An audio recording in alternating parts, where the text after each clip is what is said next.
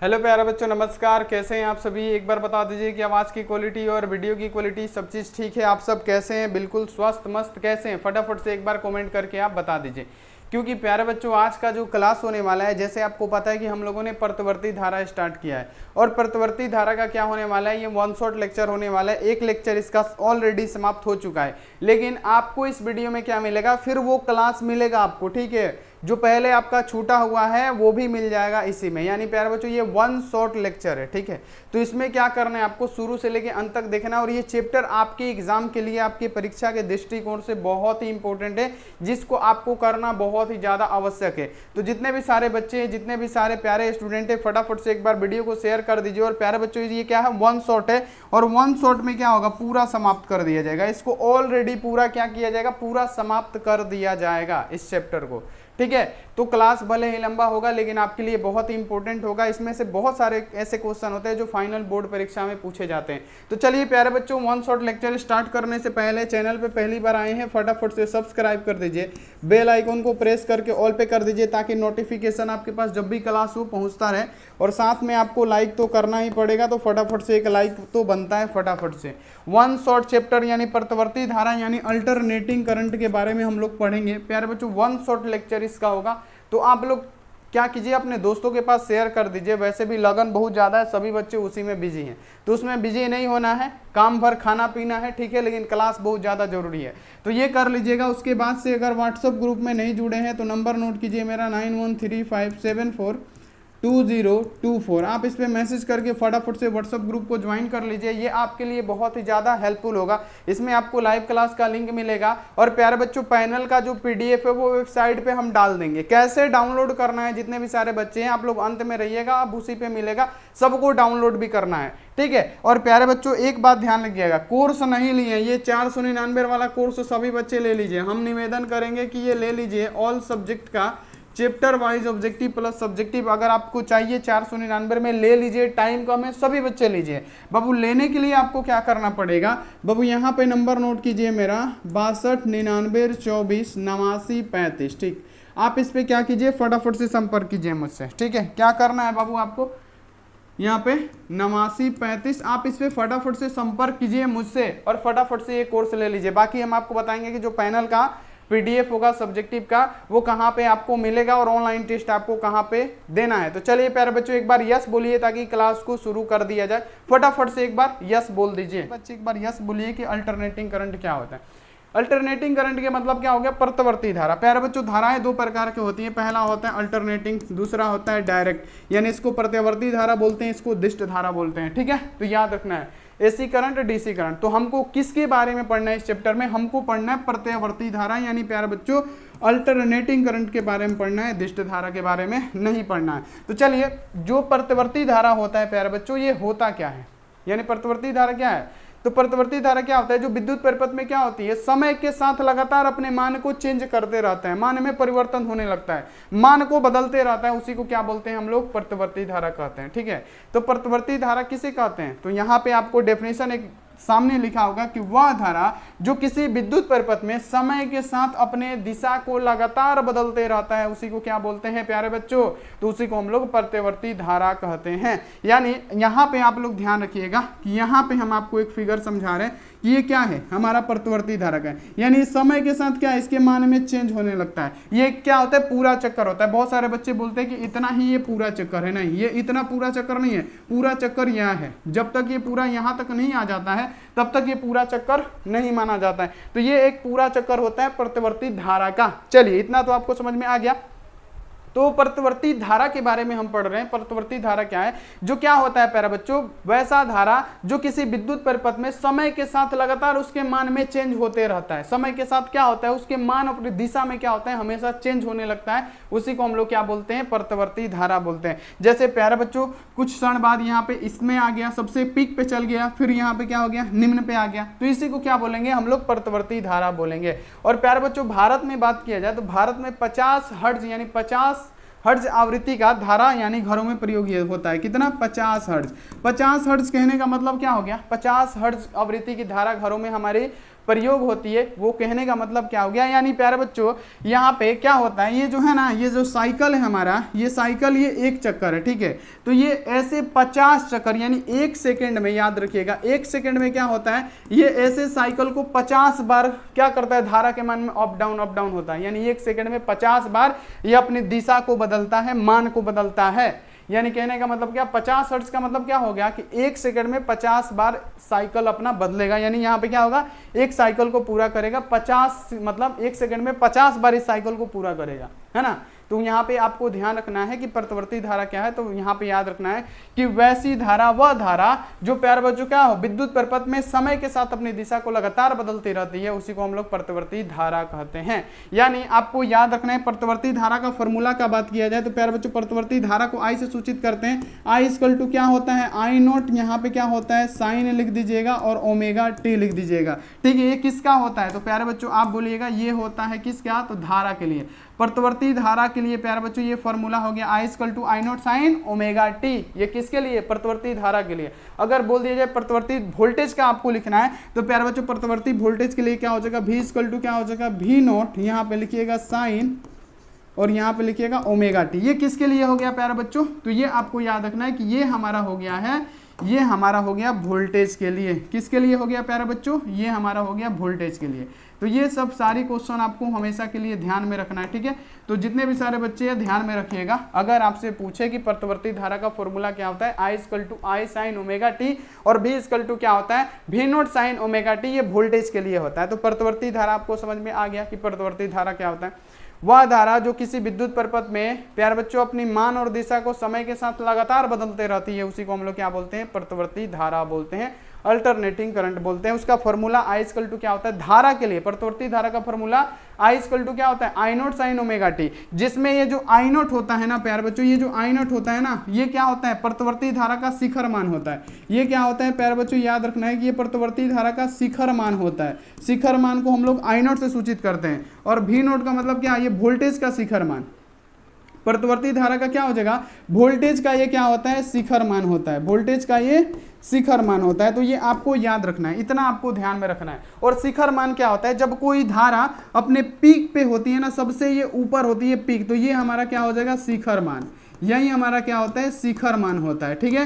तो ये आपको इतना ध्यान में रखना है। तो ये आपको इतना क्लियर हो गया। और प्यारे बच्चों धारा का एक चक्कर कब पूरा होता है, तो आपको बता दिए कि ऐसे जाएगा, यहाँ तक आएगा तब इसका एक साइकिल पूरा होता है। और भारत में जो धाराएं यहाँ पे प्रवाहित की जाती है कितनी हर्ट्ज की होती है, यानी ये 1 सेकंड में 50 बार ऐसे साइकिल को पूरा करता है। कितना, 1 सेकंड में कितना बार, 50 बार इस साइकिल को पूरा करता है। तो ये आपको ध्यान में रखना है कि प्रतिवर्ती धारा क्या है, इसका फॉर्मूला क्या है, डेरिवेशन भी होता है इसमें, ये सारी चीजें आपको ध्यान में रखनी होगी। चलिए अब देखिए कि प्रतिवर्ती धारा का शिखर मान क्या होता है, ये बताइए। प्रतिवर्ती धारा का शिखर मान, प्यारे बच्चों प्रतिवर्ती धारा के शिखर मान की बात किया जाए तो यहाँ पे हम आपको बता दें कि प्रतिवर्ती धारा का शिखर मान क्या होता है। सबसे पहले प्यारे बच्चों हम आपको एक फिगर बता रहे हैं। शिखर मान तो वैसे हमने बता दिए कि प्रतिवर्ती धारा का शिखर मान क्या होता है, ठीक है। चलिए शिखर मान की बात किया जाए प्यारे बल्लाड लोग, तो यहाँ पे आपको समझ लेना है कि प्रतिवर्ती धारा का शिखर मान क्या होता है, ठीक है। प्रतिवर्ती धारा के शिखर मान की बात किया जाए तो प्यारे बच्चों यहाँ पे याद रखना है कि जो धारा हमारी होती है ना, समय के साथ बदलती रहती है, हमने आपको पढ़ाया। तो ये जो मान होता है ना प्यारे लाडलो, ये आपको याद रखना है कि ये जो सबसे ये जो पीक पे होगा ना, ये जो पीक पे होता है, ये जो प्यारे बच्चों ये जो पीक पे होता है ना, यही होता है हमारा क्या, इसी को बोलते हैं हम लोग शिखर मान। क्या बोलते हैं चेला, याद रखिएगा, इसी को बोला जाता है क्या, शिखर मान। यही होता है क्या, हमारा शिखर मान। तो ये आपको याद रखना है। यानी अगर आपसे पूछा जाए कि यहाँ पे प्रतिवर्ती धारा का शिखर मान क्या कहलाता है, तो आपको क्या लिखना है। अगर आपसे पूछ दिया जाए कि प्रतिवर्ती धारा का शिखर मान क्या कहलाता है, तो आप प्यारे बच्चों क्या बताएंगे कि प्रतिवर्ती धारा का शिखर मान किसे कहते हैं। तो आपको यही लिखना है कि प्रतिवर्ती धारा या वोल्टेज के अधिकतम मान को ही प्रतिवर्ती धारा का शिखर मान या वोल्टता का शिखर मान कहा जाता है। यानी वोल्टेज भी पूछेगा तो उसका भी, और धारा भी पूछेगा तो उसका भी। तो अगर आपसे पूछा जाए कि प्रतिवर्ती धारा का शिखर मान क्या होता है, तो प्रतिवर्ती धारा का शिखर मान आपको लिखना है कि प्रतिवर्ती धारा या वोल्टेज के अधिकतम मान को, यानी यहाँ पे क्या है, सबसे अधिकतम मान है, इसी को क्या बोलते हैं, प्रतिवर्ती धारा का शिखर मान बोलते हैं। और ये जो हमारा होता है क्या होता है, लोवेस्ट होता है। तो ये आपको प्यारे बच्चों याद रखना है। और यहाँ पे याद रखना है कि हमने क्या पढ़ा था, हमने पढ़ा था आई इक्वल टू क्या पढ़ा था, आई नोट साइन ओमेगा टी, यानी आई नोट साइन क्या हो जाएगा ओमेगा टी हमने पढ़ा था। और वोल्टेज के लिए क्या पढ़ा था, V equal to V nought, और यहाँ पे याद रखिएगा साइन ओमेगा टी हमने पढ़ा था। तो प्यारे बच्चों शिखर मान को किससे सूचित किया जाता है, तो आई नोट, यानी यहाँ पे ये जो आई नोट है ना, इसी को हम लोग क्या बोलते हैं, शिखर मान बोलते हैं धारा का। यहाँ पे क्या बोलते हैं, धारा का शिखर मान बोलते हैं इसको। और प्यारे बच्चे वी नोट को क्या बोलते हैं, यहाँ पे वोल्टेज का शिखर मान, किसका, वोल्टेज का शिखर मान कहते हैं। तो यहाँ पे अगर आपको पूछे शिखर मान को किससे प्रदर्शित किया जाता है, तो आई नोट को किससे याद रखना है कि आई नोट जो है ना प्यारे बच्चों, ये जो आई नोट है याद रखना है, ये जो आई नोट है, आई नोट को हम लोग किससे सूचित करते हैं, यानी आई नोट जो होता है धारा का जो होता है शिखर मान होता है, और वोल्टेज का शिखर मान कौन, वी नोट। तो ये आपको हमेशा ध्यान में रखना है। तो यहाँ पे आपको पता चल गया कि प्रतिवर्ती धारा का शिखर मान क्या है। तो प्रतिवर्ती धारा का शिखर मान क्या होता है, प्रतिवर्ती धारा या वोल्टेज के अधिकतम मान को, सबसे जब अधिक जो पीक पे चढ़ा होगा यही हमारा क्या होता है, शिखर मान होता है, जिसको आपको प्यारे बच्चों ध्यान में रखना है। तो यहाँ पे समझ में आ गया कि शिखर मान क्या है, बाबू समझ में आ गया कि शिखर मान क्या है, ठीक है। एक बार बता दीजिए फटाफट से कि शिखर मान क्या होता है, और हम आपको बोलें कि हम आपको समझाएंगे तो अच्छे से ही समझाएंगे। धारा या वोल्टेज का ये शिखर मान हो जाएगा, ठीक है, क्लियर हो गया। चलिए अब आगे बढ़िए कि आवर्तकाल क्या होता है। आवर्तकाल, आवर्तकाल, काल, काल का मतलब क्या, समय, काल नहीं आ रहा था यानी समय तुम्हारा नजदीक आ रहा है। आवर्तकाल यानी कहने का मतलब क्या कि प्रतिवर्ती धारा या वोल्टेज के एक चक्कर पूरा होने में, सबसे पहले इसको थोड़ा सा हाईलाइट कर देते हैं ताकि आपको मजा आ जाए, यहाँ पे ध्यान रखिएगा। चलिए अब यहाँ पे देखिए सबसे पहले कि आवर्तकाल किसे कहते हैं हम लोग, ठीक है। आवर्तकाल किसे कहते हैं ये आपको ध्यान में रखना है। आवर्तकाल किसे कहते हैं ये आपको हम बताते हैं, अभी समझ में भी आ जाएगा। चलिए आवर्तकाल की बात किया जाए तो प्रतिवर्ती धारा या वोल्टेज के एक चक्कर पूरा होने में जितना समय लगता है, यानी प्यारे बच्चों ये मान लीजिए हम लोग का प्रतिवर्ती धारा है, ये क्या है प्यारे लाडलो, आप लोग बताइए कि ये है हमारा प्रतिवर्ती धारा, ये है हमारा प्रतिवर्ती धारा, क्या है, ये है हमारा प्रतिवर्ती धारा। अब इसको पूरा होने में, एक चक्कर पूरा होने में, अब एक चक्कर क्या है तो प्यारे बच्चों एक चक्कर ये है पीक मान और नीचे का मान, यहाँ तक आएगा तो ये एक चक्कर होगा। अब इस पूरे चक्कर को, ये इतना चक्कर नहीं है, यहाँ पे इस पूरे चक्कर को होने में जितना भी समय लगता है, इस पूरे चक्कर को होने में प्यारे बच्चों जितना भी समय लगता है ना, इसी को हम लोग क्या बोलते हैं प्यारे बच्चों, आपको याद रखना है कि इसी को बोला जाता है क्या बाबू, यहाँ पे आवर्तकाल। यानी इसको पूरा होने में, यानी यहां से यहां तक इसको होने में जितना भी समय लगता है ना, उसी को बोला जाता है प्यारे बच्चों क्या, आवर्तकाल। तो याद रखिएगा प्रतिवर्ती धारा या वोल्टेज को एक चक्कर पूरा होने में, एक चक्कर पूरा होने में जितना समय लगता है उसी को हम लोग क्या बोलते हैं, आवर्तकाल बोलते हैं। यहाँ पे आवर्तकाल इक्वल टू क्या होता है, याद रखिएगा टी इक्वल टू क्या होता है, 2 पाई बाई यहाँ पे क्या होता है, W होता है। ये इसका फॉर्मूला होता है जो कि आपको याद रखना है। अगर आवर्तकाल का फॉर्मूला बात करें तो प्यारे बच्चों आवर्तकाल इक्वल टू क्या होता है, आवर्तकाल का मतलब समय, यानी T equal to 2 pi by W, ये हमारा होता है आवर्तकाल का फॉर्मूला। तो यहाँ पे आपको आवर्तकाल भी समझ में आ गया कि आवर्तकाल क्या होता है। इसको एक चक्कर पूरा होने में जितना समय लगेगा उसी को हम लोग आवर्तकाल बोलेंगे। शिखर मान क्या होता है, जो पीक पे होता है उसको क्या बोलते हैं, शिखर मान बोलते हैं। ये भी आपको क्लियर हो गया होगा।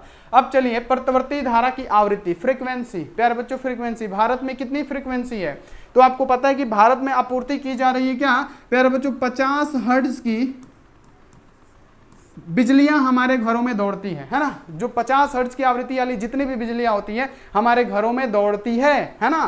तो आवृत्ति की बात किया जाए कि आवृत्ति इसका फ्रीक्वेंसी क्या है, तो एक बार यहाँ पे सभी बच्चे ध्यान रखेंगे कि फ्रीक्वेंसी आखिर होती क्या है, ठीक है। यहाँ पे देखिएगा कि फ्रीक्वेंसी क्या होगा, ठीक है, कि प्रतिवर्ती धारा प्रत्येक सेकंड में जितना चक्कर पूरा करती है, प्रतिवर्ती धारा जितने सेकंड में जितना चक्कर पूरा करती है, यानी यहाँ पे हम आपको लिख दे, बता दे कि जो प्रतिवर्ती धारा है प्यारे बच्चों, ये क्या है हमारा प्रतिवर्ती धारा है। ये याद रखिएगा कि इसको एक चक्कर में करने में जितना भी यहाँ पे समय लगेगा, यानी याद रखिएगा, यहाँ पे याद रखिएगा, यानी कहने का मतलब प्रत्येक सेकंड में जितना चक्कर पूरा करती है, सॉरी प्रतिवर्ती धारा प्रत्येक सेकंड यानी एक सेकंड में जितना मतलब धारा को पूर्ति करती है, यानी जितना चक्कर को पूर्ति करती है एक सेकंड में। पहले फिगर बना लेने दीजिए, नहीं तो घबरा जाएंगे। ऐसे फिगर बना के करेंगे ना तो सही रहेगा, ऐसे नहीं तो फिगर भी बनाएंगे बोलेंगे तो उल्टा पुल्टा बोल सकते हैं। ठीक है। ये देखिए ये क्या है, हमारा प्रत्यावर्ती धारा है, ये हम आपको पढ़ा चुके हैं। अब ये एक चक्कर इतना होता है, तो प्रति सेकंड जितना चक्कर पूरा करे उसी को क्या बोलते हैं प्यारे बच्चों, आवर्ती बोलते हैं, आवृत्ति बोलते हैं। ठीक है, क्या बोलते हैं कि ये एक सेकंड में कितना चक्कर को ये पूरा करेगी, कितना राउंड को ये पूरा करेगा। तो प्यारे बच्चों इसको क्या बोलते हैं, तो भारत में क्या होता है, भारत में जो है एक सेकंड में कितना बार, एक सेकंड में कितना बार पूर्ति करेगा, कितना चक्कर घुमाएगा, तो ऐसे ऐसे ना मिलके 50 चक्कर में लगाता है, कितना 50 गो चक्कर लगाता है। तो भारत में आपूर्ति की जा रही आवृत्ति कितनी है, 50 है। तो यहाँ पे 50 हर्ट्ज आपको पता चल गया होगा कि 50 हर्ट्ज क्या है, यानी एक सेकंड में हमारे घरों में जो बिजली दौड़ती है तो उसका ग्राफ क्या होता है, 50 बार अपने मान को चेंज करता है मात्र एक सेकंड में। तो ये आप लोग ध्यान में रख सकते हैं कि आवृत्ति क्या है। ठीक है, क्लियर हो गया कि आवृत्ति आखिर होता क्या है। प्रत्यावर्ती धारा का आवृत्ति क्या होता है, प्रत्यावर्ती धारा प्रत्येक सेकंड में जितना चक्कर को पूरा करेगी, ये जितना साइकिल को पूरा करेगी, तो भारत में एक सेकंड में 50 साइकिल को ये पूरा करती है, उसी को क्या बोला जाता है, आवृत्ति बोला जाता है। और प्यारे बच्चों इसकी फॉर्मूला की बात करें प्यारे बच्चों, तो एफ इक्वल टू क्या होता है, याद रखिएगा फ्रीक्वेंसी हमको जानना है ना, तो एफ इक्वल टू क्या होगा, यहां पे याद रखिएगा एफ इक्वल टू क्या होगा, यानी एक चक्कर को पूरा करने में जितना समय लगे, है ना।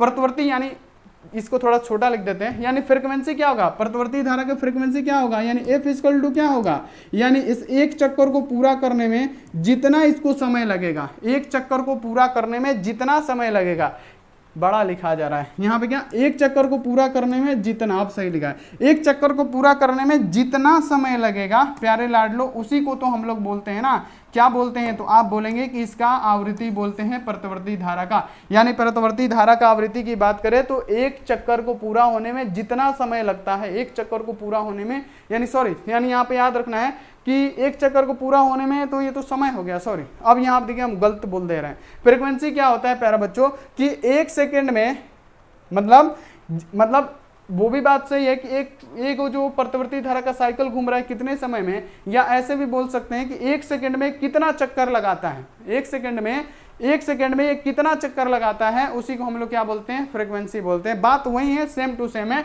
कि प्रत्यावर्ती धारा प्रति सेकंड जितने चक्कर को पूरा करती है, यानी एक सेकंड में ये जितने चक्कर को पूरा करेगी उसी को हम लोग क्या बोलते हैं प्यारे बच्चों, प्रत्यावर्ती धारा की आवृत्ति। अब यहाँ पे हेडिंग नोट कीजिए, यहाँ पे एक हेडिंग नोट कीजिए प्यारे बच्चों कि प्रत्यावर्ती धारा प्रति सेकंड, यहाँ पे देखिए चक्कर पूरा करती है, तो उसको तो हम जो जान गए कि आवृत्ति कहते हैं। अर्थात एक सेकंड में क्या होता है, प्रत्यावर्ती धारा जितनी साइकिल को पूरा करती है, जितनी ये साइकिल को पूरा करेगी उसी को हम लोग क्या बोलते हैं, प्रत्यावर्ती धारा की आवृत्ति कहते हैं। इसे एफ से सूचित किया जाता है, ये भी आपको ध्यान में रखना है, तो ये भी क्लियर हो गया होगा। अब देखिए प्रत्यावर्ती धारा का कलांतर, है ना, कलांतर अब आपसे पूछा जा रहा है कि प्रत्यावर्ती धारा का कलांतर क्या है। तो याद रखना है कि प्रत्यावर्ती धारा परिपथ में, सबसे पहले इसको हेडिंग में डाल लेने दीजिए कि प्रत्यावर्ती धारा का कलांतर, ठीक है, इसको हेडिंग में डाल देने दीजिए। चलिए अब देखिए प्रत्यावर्ती धारा का कलांतर, यानी प्रत्यावर्ती धारा परिपथ में धारा तथा विभवांतर जब एक साथ अधिकतम और एक साथ न्यूनतम मात्रा प्राप्त करते हैं तो इसके बीच का कलांतर क्या होता है, शून्य होता है। नहीं समझ में आया, हम है समझाते हैं प्यारे बच्चों, हम किस लिए हैं, इसीलिए तो है। और प्यारे बच्चों जितने भी कमजोर छात्र हैं ना, अगर आपको नहीं आता है तो आप प्लीज एक बार आए हैं ना आज बोर्ड पे,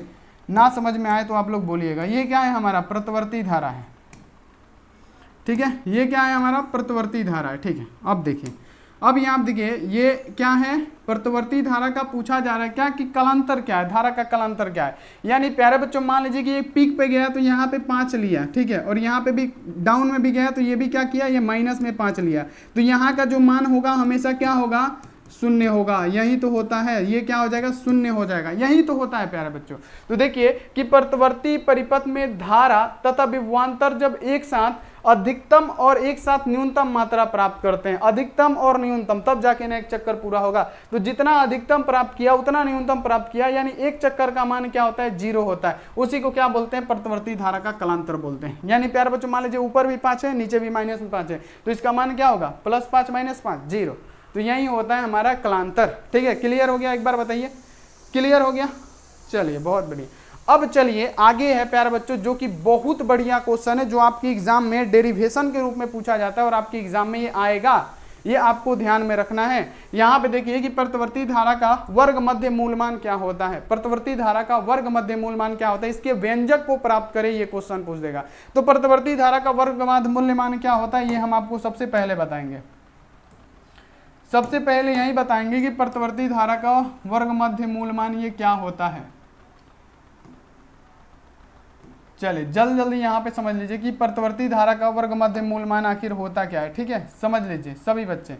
अब देखिए कि प्रतिवर्ती धारा का वर्ग मध्य मूलमान क्या होता है, इसका व्यंजक को प्राप्त करें। बाबू बहुत इंपॉर्टेंट है, व्यंजक बहुत सारे बच्चों से नहीं बनता है, लेकिन आप आए हैं आज बोर्ड पे तो बन जाएगा। ठीक है, तो प्रतिवर्ती धारा के एक पूरे चक्कर के लिए धारा के वर्गों के औसत मान के वर्गमूल को ही प्रतिवर्ती धारा का वर्ग मध्य मूलमान कहा जाता है। यानी प्यारे बच्चों इसे किससे सूचित किया जाता है, इससे सूचित किया जाता है क्या प्यारे बच्चों, यहाँ पे याद रखने की आई, यहाँ पे देखिए क्या हो जाएगा IRMS, इसको किससे सूचित किया जाता है, IRMS से सूचित किया जाता है प्रतिवर्ती धारा के मध्य यानी वर्ग मध्य मूलमान को। ठीक है, तो यहाँ पे याद रखना है क्या बोला जा रहा है, प्रतिवर्ती धारा के एक चक्कर पूरा करने के लिए धारा के वर्गों के, तो धारा का वर्ग क्या होता है प्यारे बच्चों, धारा का वर्ग हो गया यानी धारा I इसका वर्ग, और बोला जा रहा है औसत मान, यानी औसत के लिए बार लगा दिए, उसके वर्गमूल यानी इसके रूट को हम लोग क्या कहते हैं प्यारे बच्चों, तो इसी को हम लोग क्या बोलते हैं IR स्मॉल आई रहता है, तो यहाँ पे हम लोग क्या बोलते हैं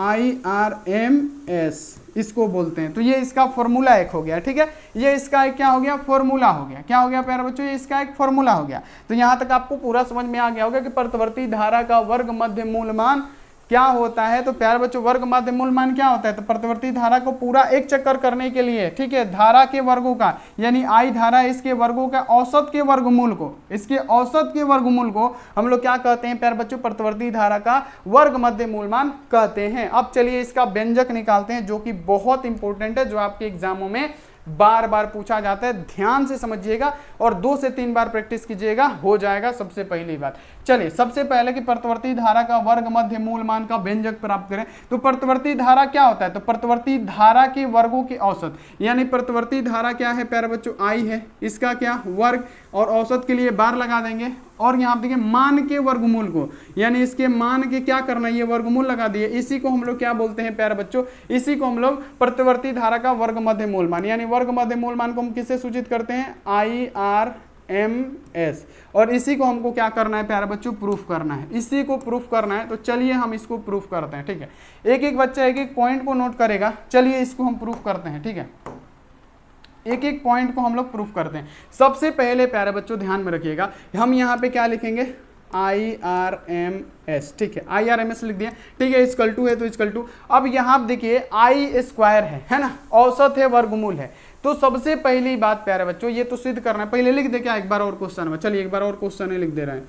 तो यहाँ पे सबसे पहले आप लोग ध्यान रखिएगा कैसे लिख सकते हैं, यहाँ पे क्या है, धारा के वर्ग के औसत के वर्गमूल को ही हम लोग क्या बोलते हैं, वर्ग मध्य मूलमान प्रतिवर्ती धारा का। अब यहाँ पे हम इसको क्या लिख सकते हैं प्यारे बच्चों, हमने क्या पढ़ाया था आपको, यहाँ पे सबसे पहले हम लिख देते हैं यहाँ पे I, और यहाँ पे क्या हो जाएगा IRMS इक्वल टू, यहाँ पे सबसे पहले हम रूट दे देते हैं। ठीक है, और प्यारे बच्चों I के बदले हम क्या लिख सकते हैं, तो यहाँ पे हमने आपको कुछ सिखाया था कि हम I इक्वल टू क्या लिख सकते हैं। यहाँ पे देखिए I इक्वल टू हम क्या लिख सकते हैं, देखिए I इक्वल टू हम क्या लिख सकते हैं, I equal to I0 sin omega T, I के बदले हम क्या लिख सकते हैं, I0 sin ओमेगा टी लिख सकते हैं, यानी I बराबर है I0 sin ओमेगा टी के। तो यहाँ पे हम क्या करेंगे प्यारे बच्चों, हम क्या करेंगे इस I की जगह पे, यानी I इक्वल टू हम क्या लिख सकते हैं, I0 sin ओमेगा टी, यानी हम इसके बदले क्या लिख देंगे प्यारे बच्चों, हम लिख देंगे क्या I, याद रखिएगा यहाँ पे I0, यहाँ पे याद रखिएगा साइन है तो साइन ओमेगा, और टी लिख सकते हैं इस I के बराबर, ऊपर बार है तो हम क्या करेंगे बार लिख देंगे, स्क्वायर है तो इस सबको क्या कर देंगे प्यारे बच्चों, स्क्वायर कर देंगे। ठीक है, बस इसमें मान रखना है, औसत दे देना है, बार यानी 12 का मतलब औसत हो गया, और इसका स्क्वायर कर देना है। ठीक है, अब इतना आपको क्लियर हो गया, तो फिर यहाँ पे क्या लिखना है, I हो गया, यहाँ पे क्या हो जाएगा RMS हो गया। ठीक है, बराबर है तो बराबर, और ये रूट है तो रूट। अब क्या हम इसको ऐसे नहीं लिख सकते हैं प्यारे बच्चों, एक बार बताइए, यहाँ पे हम लिख सकते हैं I0 बार, और फिर यहाँ पे हम लिख सकते हैं इसको क्या, साइन, यहाँ पे याद रखिएगा स्क्वायर ओमेगा टी, क्योंकि ये स्क्वायर को हम क्या कर दिए, ये ए और बी दोनों पे कर दिए। मान लीजिए ए है और ये बी है, तो इस पे भी कर दिए और प्यारे बच्चों हमने क्या कर दिया, इस पे भी कर दिया। ठीक है, यानी आप मान सकते हैं कि इस पे भी कर दिए और इस पे भी कर दिए। ठीक है, तो यहां तक आपको पूरा क्लियर हो गया होगा कि कहां कहां कर दिए। अब यहाँ पे जब हम इसको कर दिए ऐसे, ठीक है, जब इसको हम प्यारे बच्चों ऐसे कर दिए तो यहाँ पे आपको एक बात समझ में आ रही होगी, हम आपको बता रहे हैं कौन सी बात।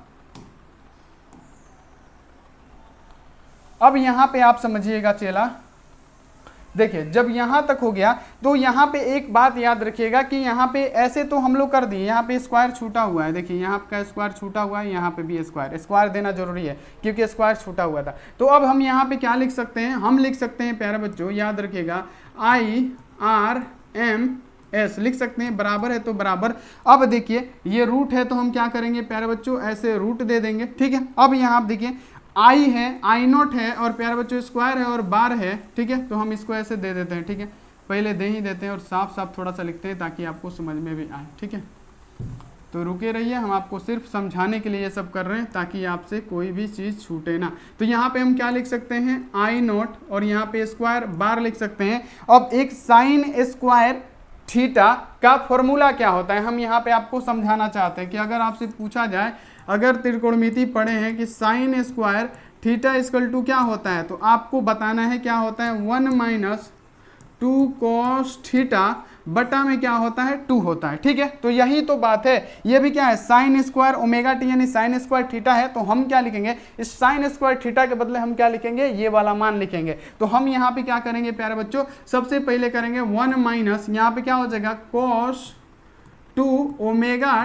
टी और बटा में क्या हो जाएगा प्यारे बच्चों, 2 हो जाएगा, ऐसे हो जाएगा। ठीक है, ऐसे हो गया, ऐसे हम लिख दिए। अब क्या करेंगे, यहाँ पे आप लोग ध्यान रखिएगा, अब हम यहाँ पे करेंगे क्या, IRMS तो वैसे ही लिखेंगे, तो यहाँ पे क्या हो जाएगा IRMS इक्वल टू, अब यहाँ पे हम क्या देंगे प्यारे बच्चों, ध्यान रखिएगा, ये ऐसे ही लिखना है I0 स्क्वायर बार। ठीक है, यानी औसत। ठीक है, अब यहाँ पे क्या करेंगे प्यारे बच्चों, 1 है तो 1 और प्यारे बच्चों माइनस है तो माइनस। अब देखिए कि साइन यहाँ आप देखिए, कॉस यहाँ आप देखिए 2 ओमेगा टी, इसका मान क्या होता है, यहाँ पे प्रतिवर्ती धारा का पूरा चक्कर करने में उसका मान कितना होता है, किसी भी प्रतिवर्ती धारा का एक पूर्ण साइकिल पूरा करने का मान हमने क्या पढ़ा, 0 होता है। यानी कहने का मतलब क्या, कॉस यहाँ पे याद रखिएगा 2 ओमेगा टी इक्वल टू हम क्या लिखेंगे, 0 लिखेंगे। क्यों लिखेंगे 0 लिखेंगे, क्यों लिखेंगे, क्यों लिखेंगे, क्योंकि हमने यहाँ पे पढ़ा था, ध्यान रखिएगा, हमने यहाँ पे पढ़ा था कि प्यारे बच्चों कि प्रतिवर्ती धारा परिपथ में धारा तथा विभवांतर के बीच अधिकतम और न्यूनतम प्राप्त करने के बीच का कलांतर क्या होता है, 0 होता है। यानी प्यारे बच्चों अगर आपसे पूछा जाए, ये भी पूछा जाए कि क्या होता है प्यारे बच्चों, 0 होता है। यानी कहने का मतलब इसका एक साइकिल पूरा करने में ना इसका मान क्या हो जाता है, 0 हो जाता है। पहले इधर आइए, क्या हो जाता है, इसका मान क्या होता है, 0 होता है। मान लीजिए कि ऊपर भी 4 है तो नीचे भी 4 है, यानी क्या हो जाएगा, 0 हो जाएगा। वही बात है, तो इसके बदले हम क्या लिखेंगे, कॉस यहाँ आप देखिए 2 ओमेगा टी के बदले हम 0 लिखेंगे, बटा में 2 है तो हम 2 लिखेंगे। ठीक है, इतना आपको क्लियर रखना है। अब क्या करेंगे प्यारे बच्चों, यहाँ पे याद रखिएगा I हो गया और यहाँ पे क्या हो जाएगा, RMS हो जाएगा, इक्वल टू क्या होगा, यहाँ पे रूट है तो रूट हो गया और प्यारे बच्चों यहाँ पे क्या हो जाएगा, I0 स्क्वायर बार यहाँ पे है तो रहेगा और यहाँ पे क्या हो जाएगा, 1 में से 0 घटाइए क्या हो जाएगा, 1 हो जाएगा और बटा में क्या होगा हमारा, 2 हो जाएगा। इसको ऐसे भी घेर सकते हैं, ठीक है, सिक्योरिटी के लिए घेर सकते हैं। अब देखिए क्या करेंगे प्यारे बच्चों, अब ये कैसे हो जाएगा, अब ये हो जाएगा IRMS है ना, IRMS इक्वल टू क्या हो जाएगा, ये हो जाएगा रूट में ऐसे कुछ, रूट में ऐसे हो जाएगा। कैसे हो जाएगा हम आपको बता रहे हैं, यहाँ पे क्या होगा I0 स्क्वायर बार और यहाँ पे क्या होगा, बटा में 2 हो जाएगा। क्यों हो जाएगा ये भी हम आपको बताते हैं कि आखिर क्यों होगा, क्योंकि प्यारे बच्चों जब ये प्यारे बच्चों एक में I0 स्क्वायर बार से गुणा करेंगे तो वही हो जाएगा। और प्यारे बच्चों ये भी आपको ध्यान रखना है, थोड़ा सा रुकिए, साफ साफ लिखने दीजिए।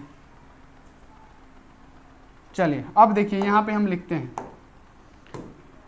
क्या करेंगे, यहाँ पे करेंगे IRMS है ना, इक्वल टू देंगे, फिर प्यारे बच्चों क्या देंगे, एक रूट देंगे यहाँ पे। ठीक है, रूट जब देंगे तो ये क्या हो जाएगा, I0 स्क्वायर बार में 1 से गुणा करेंगे, किसी भी चीज़ में 1 से गुणा होता है तो ये क्या होता है, ऐसे ही रह जाता है, बटा में क्या रह जाएगा, 2 रह जाएगा। ये ऐसे लिखिए, या प्यारे बच्चे इसको आप कैसे लिख सकते हैं, तो IRMS इक्वल टू आप क्या लिख सकते हैं प्यारे बच्चों, तो I0 बटा में क्या लिख सकते हैं, √2। जब इसको सोल्व करेंगे तो क्या होगा, यहाँ पे याद रखिएगा IRMS इक्वल टू क्या हो जाएगा, यहाँ पे याद रखिएगा आई नोट बटा में ये क्या हो जाएगा √2, और यही होता है प्यारे बच्चों क्या इसका मान। तो अगर आपसे एग्जाम में ये पूछेगा तो यही लिखना है। अगर पूछेगा कि प्रतिवर्ती धारा का वर्ग मध्य मूल मान क्या मान कितना होता है प्यारे बच्चों, IRMS equal to I nought बटा में √2 होता है, या आपको ऐसे देगा IRMS equal to I nought √2 बार बटा में 2, ये दोनों में से कोई भी देगा और यही आपको क्या करना है, सही करना है, आंसर करना है। तो ये आपको समझ में आया नहीं आया, चलिए फिर से समझाते हैं। क्या करना है, IRMS इक्वल टू क्या होता है, प्रतिवर्ती धारा के वर्ग यानी I का वर्ग है ना, उसका औसत यानी बार और इसका वर्गमूल, ठीक है। I इक्वल टू हम क्या लिख सकते हैं, आई नोट साइन ओमेगा टी लिख दिए। अब इसका स्क्वायर कर दिए, बस साइन स्क्वायर ओमेगा टी यानी साइन स्क्वायर थीटा का मान पता होना चाहिए, 1 माइनस कॉस यहाँ पे क्या 2 कॉस थीटा बटा 2 होता है। तो यहाँ पे बस इसी का मान रख दिए हैं, उसको सोल्व करते गए हैं, सोल्व किए हैं तो इतना हो गया है। अगर आपको भारी लग रहा है तो प्यारे बच्चों क्या कीजिए, जब भारी लग रहा है ना आपको तो एक काम कीजिए 2 से 3 बार ट्राई कीजिए और उसके बाद से देखिए आपसे ही भी बन जाएगा, ठीक है। तो चलिए प्यारे बच्चों हमने व्यंजक प्राप्त कर लिया प्रतिवर्ती धारा का वर्ग मध्य मूल मान का, जो कि आपको पूरा 100% समझ में आ गया होगा। अगर नहीं भी आया होगा ना तो फिर वीडियो को पीछे कीजिए और प्यारे बच्चों देख लीजिए, 1 से 2 बार देखिएगा, प्रैक्टिस कीजिए, पूरा समझ में आ जाएगा। तो प्रतिवर्ती धारा का वर्ग मध्य मूल मान का हमने व्यंजक बिल्कुल अच्छी तरीके से प्राप्त कर लिया है। तो प्यारे बच्चों चलिए अब जो बारी आता है, अब आता है कि प्रेरकीय प्रतिघात या धारतीय प्रतिघात क्या है। प्रेरकीय प्रतिघात तथा धारतीय प्रतिघात। तो प्रेरकीय प्रतिघात को हम लोग किससे सूचित करते हैं प्यारे बच्चों, याद रखिएगा एक्सेल से। एक्सेल इक्वल टू क्या होता है बाबू, ये होता है ओमेगा एल, जो कि पूछा जाता है एग्जाम में आपके, तो आपको ऐसे ही लिखना है। यानी प्रेरकीय प्रतिघात क्या होता है, तो प्रेरक प्रतिघात प्रतिवर्ती धारा में प्रवाह में प्रेरक द्वारा लगाया गया एगो क्या होता है, अवरोध होता है, अवरोध यानी एगो कांटा होता है। तो प्यारे बच्चों को क्या होगा, WL हो गया। यानी कहने का मतलब क्या, प्रेरकीय प्रतिघात प्रतिवर्ती धारा में प्रवाह में, प्रतिवर्ती धारा का जो प्रवाह होगा उसमें प्रेरक द्वारा, यानी ये प्रेरक द्वारा एगो प्यारे बच्चों क्या होगा, अवरोध लगाया जाएगा। इसी को हम लोग क्या बोलते हैं, प्रेरकीय प्रतिघात बोलते हैं। तो प्यारे बच्चों हम इसको एक बार ऐसे भी लिख सकते हैं, एक्सेल इक्वल टू क्या होगा, आप इसको ऐसे ही लिख सकते हैं, ओमेगा इक्वल टू क्या होता है, यहाँ पे ध्यान रखिएगा कि ओमेगा बराबर क्या होता है। तो आपने पढ़ा है कि ओमेगा इक्वल टू क्या होता है, 2 पाई, यहाँ पे क्या होता है, f होता है, इसका मान क्या होता है 2 पाई f होता है। तो हम इसको क्या करेंगे, W के इस जगह पे हम क्या लिखेंगे, ये W की जगह पे हम क्या लिख सकते हैं, 2 पाई f लिख सकते हैं, ठीक है, 2 पाई f हम लिख सकते हैं। और प्यारे बच्चों L है तो हम यहाँ पे क्या करेंगे, L दे देंगे। तो ये हमारा इसका सूत्र हो गया। तो अगर आपसे पूछेगा कि प्रेरकीय प्रतिघात क्या है, तो प्रेरकीय प्रतिघात प्रतिवर्ती धारा के प्रवाह में प्रेरक द्वारा एगो लगाया गया अवरोध होता है, उसी को हम लोग प्रेरकीय प्रतिघात कहते हैं। अब धारतीय प्रतिघात क्या होता है प्यारे बच्चों, तो धारतीय प्रतिघात क्या होता है, धारतीय प्रतिघात प्रतिवर्ती धारा के प्रवाह में संधारित्र द्वारा लगाया गया अवरोधक होता है। तो संधारित्र को किसे सूचित करते हैं, तो हम लोग C से सूचित करते हैं। यानी XC इक्वल टू क्या हो जाएगा, 1 बाई ओमेगा, यहाँ पे क्या हो जाएगा, C हो जाएगा। यानी धारतीय प्रतिघात प्रतिवर्ती धारा के प्रवाह में संधारित्र द्वारा, यानी ये संधारित्र है, इसके द्वारा एगो लगाया गया अवरोधक होता है। तो इसको हम लोग क्या बोलते हैं, धारतीय प्रतिघात। अब देखिए इसको हम कैसे एक और यहाँ पे इसको हम कैसे, इसका एक और फॉर्मूला बन सकता है। तो यहाँ पे XC इक्वल टू क्या हो जाएगा, याद रखिएगा 1 है तो 1, इस W की जगह पे हम क्या लिखेंगे, 2 पाई f लिखेंगे। तो यहाँ पे हम लिख देते हैं 2 पाई f, और प्यारे बच्चों C है तो यहाँ पे C लिख देंगे। तो ये हमारा हो गया धारतीय प्रतिघात। तो इतना आपको क्लियर हो गया कि क्या है प्रेरकीय प्रतिघात और धारतीय प्रतिघात। प्रेरकीय प्रतिघात प्रतिवर्ती धारा जो होता है उसके प्रवाह में प्रेरक द्वारा लगाया गया एगो अवरोधक होता है, जिसको हम लोग क्या बोलते हैं, प्रेरकीय प्रतिघात। और प्रेरकीय प्रतिघात बराबर होता है एक्सेल इक्वल टू क्या होता है, ओमेगा एल के बराबर, जिसको हम लोग ऐसे भी लिख सकते हैं। और धारतीय प्रतिघात क्या है कि प्यारे बच्चों संधारित्र द्वारा इसमें लगाया गया एगो अवरोधक होगा, प्रतिवर्ती धारा परिपथ में संधारित्र द्वारा लगाया गया एगो अवरोधक हो जाएगा, जिसको हम लोग एक्स इक्वल टू क्या लिख सकते हैं प्यारे बच्चों, आपको याद रख लेना है कि 1/ओमेगा c। तो ये आप लोग 100% समझ गए होंगे। चलिए आगे बढ़े, एक बार बताइए। चलिए अब देखिए कि एल आर परिपथ क्या है। देखिए एल आर परिपथ क्या है, एल आर परिपथ जो कि बहुत इंपॉर्टेंट है, आपके एग्जामों में पूछा जाता है, बहुत ज्यादा इंपॉर्टेंट है, जो आपकी परीक्षाओं में पूछा जाता है 100% की एल आर परिपथ क्या है। तो प्यारे बच्चों एल आर परिपथ का मतलब क्या, जब हम किसी परिपथ में एगो प्रेरकत्व को और एगो प्रतिरोध को, एगो प्रेरकत्व को और एक प्रतिरोध को श्रेणी क्रम में जोड़ के और प्यारे बच्चों यहाँ से एसी सप्लाई उसको देते हैं, तो उसी को हम लोग क्या बोलते हैं प्यारे बच्चों, ये हमारा क्या हो गया प्रेरकत्व, तो ये हमारा हो गया प्रतिरोध। तो इसी को हम लोग क्या बोलते हैं प्यारे बच्चों, इसी को बोला जाता है क्या कि हमारा एल आर परिपथ। तो यहाँ पे आपको पूरा समझ में आ गया होगा कि एल आर परिपथ क्या है। एल का मतलब क्या, प्रतिरोध। तो किसी परिपथ में हम श्रेणी क्रम में एगो एल यानी प्रतिरोध यानी एगो एल को प्रेरकत्व को और एगो आर प्रतिरोध को जोड़ देंगे और इसमें आई धारा प्रवाहित होगा और इसको एसी करंट से जोड़ देंगे, तो ये हमारा क्या कहलाएगा, एल आर परिपथ कहलाएगा। जैसे प्यारे बच्चों एक और होता है कि आरसी परिपथ क्या है, सारा चीज हम आपको बताएंगे लेकिन अभी समझा रहे हैं। अगर आपसे पूछ दे कि आरसी परिपथ क्या है, तो एगो परिपथ क्या होगा जिसमें प्रतिरोध होगा और एगो जिसमें क्या होगा संधारित्र होगा और इसको जोड़ दिया जाएगा किससे, तो इसमें एसी सप्लाई दे दिया जाएगा, तो ये आरसी परिपथ हो गया। जिसमें क्या है हमारा प्रतिरोध है और ये हमारा संधारित्र है, तो ये हमारा क्या कहलाएगा, आरसी परिपथ कहलाएगा। और जैसे देखिए एक और पूछा जाता है आपसे एल आर परिपथ क्या है। एल आर तो हो गया एलसीआर परिपथ, जो कि इंपॉर्टेंट है, पूछा जाता है कि एलसीआर परिपथ क्या है। तो इसमें क्या क्या होगा, एगो एल प्रेरकत्व होगा, ठीक है, इसमें एगो संधारित्र भी होगा, ठीक है, उसके बाद से इसमें एगो प्रतिरोध भी होगा। अब इसको क्या करेंगे प्यारे बच्चों, अब यहाँ पे हम एसी सप्लाई देंगे, तो ये हमारा क्या हो गया, ये हमारा एल प्रेरकत्व हो गया, सी संधारित्र होगा और ये आर क्या हो गया, प्रतिरोध हो गया। तो ये हमारा क्या हो गया, एलसी परिपथ बन गया। तो अगर आपसे एल आर परिपथ, आरसी परिपथ, एलसीआर परिपथ जो भी पूछेगा बना देंगे कि नहीं, बताइए।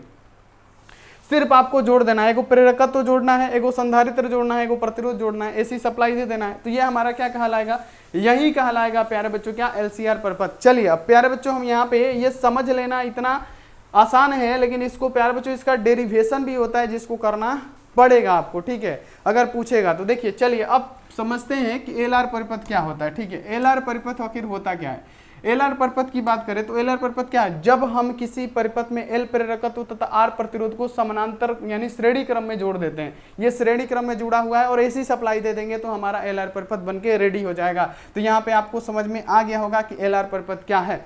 चलिए अब यहाँ पे अगर आपसे पूछा जाए कि एल आर परिपथ का प्रतिघात क्या होता है, ठीक है, अगर आपसे एग्जाम में पूछता है कि एल आर परिपथ का प्रतिघात क्या होता है, प्रतिबाधा क्या होता है, इसकी कलांतर क्या होती है, ठीक है। कलांतर का मतलब होता है यहाँ पर जो कोण बन रहा है ना, इसको बोलते हैं कलांतर tan फाई, और tan फाई इक्वल टू क्या होता है, tan थीटा लंब बटा में क्या होता है, आधार होता है। तो ये आप लोग पढ़े होंगे। चलिए अभी सारी चीजें हम आपको बताएंगे, अभी आराम आराम से समझिए। अगर पूछेगा कि एल आर परिपथ का, अगर आपसे पूछ दिया जाए कि एल आर परिपथ का यहाँ पे क्या प्रतिघात क्या होगा, प्रतिघात अगर आपसे पूछेगा एल आर परिपथ का क्या प्रतिघात, एल आर परिपथ का प्रतिघात, तो प्यारे बच्चों आपने क्या एक्सएल इक्वल टू क्या होता है, प्रतिघात एक्सएल इक्वल टू क्या होता है, ओमेगा एल होता है, ठीक है। तो एक्सएल इक्वल टू हम इसको क्या लिख सकते हैं, ओमेगा की जगह पे हम 2 पाई एफ और एल लिख सकते हैं। तो ये हमारा क्या निकला बाबू, ये हमारा निकल गया। आप लोग ध्यान रखिएगा कि ये एल आर परिपथ का क्या निकल गया, तो ये हमारा प्रतिघात निकल गया, ठीक है, ये हमारा क्या निकल गया, प्रतिघात निकल गया। अब देखिए अगर अब आपसे पूछेगा कि एल आर परिपथ की प्रतिबाधा क्या है, इंपीडेंस क्या है, प्रतिबाधा याद रखिएगा, प्रतिबाधा पूछेगा तो, प्रतिबाधा पूछेगा तो प्रतिबाधा क्या होती है एल आर परिपथ का, जेड इक्वल टू क्या होता है प्यारे बच्चों, यहाँ पे याद रख लेना है कि यहाँ पे हो जाएगा आर स्क्वायर प्लस यहाँ पे प्लस क्या होता है, यहाँ पे याद रखिएगा कि प्यारे बच्चों एक्सेल का यहाँ पे याद रखिएगा, एक्सेल का यहाँ पे स्क्वायर होता है, ठीक है, एक्सेल का यहाँ पे क्या होता है, स्क्वायर होता है। ये किससे आता है, तो इसमें लगा दीजिएगा प्यारे बच्चों कर्ण स्क्वायर इक्वल टू लंब स्क्वायर प्लस आधार स्क्वायर। यहाँ पे पाइथागोरस पर में लगा के इसमें से आप निकाल सकते हैं। तो यहाँ पे क्या होगा, हमारा प्रतिबाधा क्या हो जाएगा, जेड इक्वल टू क्या हो गया बाबू, तो यहाँ पे याद रखिएगा कि आर स्क्वायर बटा में क्या होगा बाबू, यहाँ पे प्लस यहाँ पे क्या हो जाएगा एक्सेल का स्क्वायर। तो यहाँ पे हम इसको कैसे लिख सकते हैं, जेड है तो जेड, रूट अंडर है तो रूट अंडर प्रतिबाधा। अब यहाँ पे देख लीजिए कि आर स्क्वायर है तो same to same R square दे देते हैं, चलिए प्लस है तो प्लस। अब यहाँ देखिए एक्सेल स्क्वायर, एक्सेल की जगह पे हम क्या लिख सकते हैं, एक्सेल बराबर है किसके, ओमेगा एल के। तो यहाँ पे क्या लिख सकते हैं, ओमेगा का स्क्वायर इंटू हम एल का भी स्क्वायर लिख सकते हैं। तो ये आप लोग ध्यान में रखिएगा, ऐसे हम लोग लिख सकते हैं। तो यहाँ पे हम लोग ऐसे ही लिखेंगे। अगर आपसे पूछेगा कि प्रतिघात प्रतिबाधा क्या होता है, तो एक्सेल की जगह पे क्या लिख सकते हैं, ओमेगा का स्क्वायर इंटू एल का स्क्वायर। तो ये हमारा क्या निकल गया बाबू, इतना ध्यान रखना है कि ये हमारा प्रतिबाधा निकल गया। अगर आपसे पूछेगा कि प्रतिबाधा क्या होता है एलआर परिपथ का, सबसे पहले प्रतिघात पूछेगा तो प्रतिघात क्या होता है XL equal to W L. प्रतिबाधा पूछेगा तो जेड इक्वल टू क्या होता है root under R square plus XL का स्क्वायर। एक्सएल की जगह पे हम क्या लिख सकते हैं प्यारे बच्चों, डब्ल्यू एल लिख सकते हैं, तो ओमेगा के स्क्वायर इनटू एल का स्क्वायर। तो ये हमारा प्यारे बच्चों क्या हो गया, राइट आंसर हो गया। चलिए अब देखिए, अब यहाँ पे कलांतर पूछेगा। कलांतर क्या होता है, कलांतर का मतलब होता है, यहाँ पे ध्यान रखिएगा, कहाँ पे निकाले कलांतर, चलिए यहीं पे हम कोशिश करते हैं कलांतर निकालने का। कलांतर क्या होता है, टेन फाई होता है, tan phi, tan equal to क्या होता है लंब बटा आधार। तो इसमें प्यारे बच्चों लंब कौन सा है, ये अगर कर्ण है तो प्यारे बच्चों लंब ये है, आधार ये है, तो यहाँ पे क्या हो जाएगा वी एल हमारा लंब हो गया और आधार क्या हो जाएगा वी आर हो जाएगा। तो ये हमारा क्या निकल गया प्यारे बच्चों, कलांतर निकल गया। तो एल आर परिपथ का कलांतर क्या हो गया, ये हमारा लंब हो गया, वी एल हमारा क्या हो गया प्यारे बच्चों लंब हो गया, और ये वी आर जो होगा हमारा क्या होगा आधार हो गया, यानी टेन फाई इक्वल टू क्या हो जाएगा वी एल बटा वी आर। तो ये हमारा एल आर परिपथ पूरा का पूरा निकल गया। तो अगर एल आर परिपथ में अगर आपसे पूछेगा कि एल आर परिपथ क्या होता है, तो जब हम किसी परिपथ में एल प्रेरकत्व और आर प्रतिरोध को श्रेणी क्रम में जोड़ दें और इसमें एसी सप्लाई देंगे तो वो हमारा क्या हो जाएगा एल आर परिपथ होगा। एल आर परिपथ का प्रतिघात अगर आपसे पूछेगा तो आपको लिखना है कि XL equal to omega L, या प्यारा बच्चों XL equal to 2 pi F L होता है। या प्रतिबाधा पूछेगा तो जेड इक्वल टू क्या होता है, यहाँ पे इंपीडेंस पूछेगा, इंपीडेंस को जेड से सूचित किया जाता है, equal to root under R square plus XL का स्क्वायर। एक्सएल किसके बराबर है, तो प्यारे बच्चों ओमेगा एल, तो ओमेगा का स्क्वायर इंटू एल का स्क्वायर कर सकते हैं, ठीक है। तो यही होता है हमारा क्या प्रतिबाधा। अगर आपसे पूछा जाए कि ये कलांतर जो है, ये जो थीटा यहाँ पे बनाता है यानी कलांतर, यानी टेन फाई का मान क्या होता है, टेन थीटा इक्वल टू क्या होता है लंब बटा आधार होता है। तो इसका लंब कौन सा है, ये वी एल लंब है, और प्यारे बच्चों आधार क्या है इसका वी आर है, तो वी एल बटा वी आर इसका क्या निकल जाएगा प्यारे बच्चों कलांतर। तो एक बार बताइए क्या समझ में आ गया, आपको समझ में आ गया, फटाफट से बता दीजिए।